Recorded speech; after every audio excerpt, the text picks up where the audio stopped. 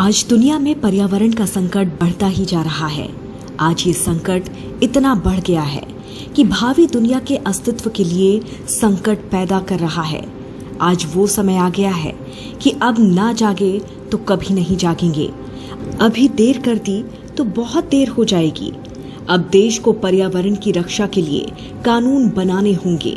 सरकार को इस दिशा में गंभीर प्रयत्न करने होंगे और सरकार को संसद में इस पर बात करके सबका साथ, सबका विश्वास और प्रकृति का विकास करना होगा ताकि पर्यावरण का विनाश ना हो।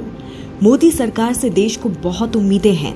इस सरकार ने वो काम कर दिए हैं जो पिछले 70 सालों में नहीं हो पाए थे और अब आगे भी ये सरकार राष्ट्रहित में ऐसे फैसले करने से नहीं हिचकिचाएगी जो राष्ट्र ही नहीं विश्व के लिए भी प्रेरणा का स्रोत बनेंगे। आपको ये भले ही अजीब लगे, सेकुलरता के चक्कर में पिछले 68 सालों में हिंदुत्व के प्रतीकों को खत्म किया गया, जिसमें पीपल, बरगद और नीम के पेड़ों को सरकारी स्तर पर लगाना बंद किया गया। पीपल का पेड़ कार्बन डाइऑक्साइड का 100% ऑब्जर्वर है, बरगद 80% और नीम का पेड़ 75%। अब चूंकि हिंदू धर्म मान्यता के अनुसार हिंदू समाज इन पेड़ों पर जल चढ़ाते हैं, इसीलिए सरकार ने तथाकथित कुछ सेकुलरवादी लोगों को खुश करने के चक्कर में इन पेड़ों से दूरी बना ली थी।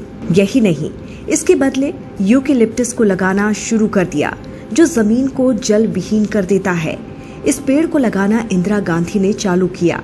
अब हर जगह यूकेलिप्टस, गुलमोहर और दूसरे सजावटी पेड़ फैलते जा रहे हैं।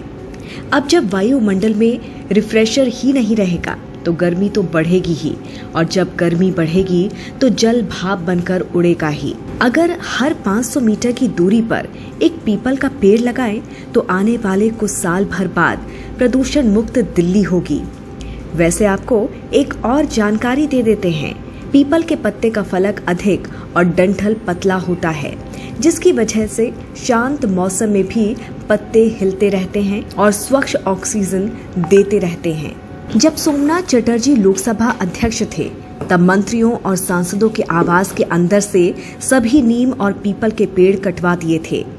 कम्युनिस्ट कितने मानसिक रूप से पिछड़े हैं, इसका अंदाजा इसी से लगाया जा सकता है। तब लोकसभा अध्यक्ष पीपल और नीम के पेड़ कटवाने का कारण बताते थे कि इन पेड़ों पर भूत निवास करते हैं।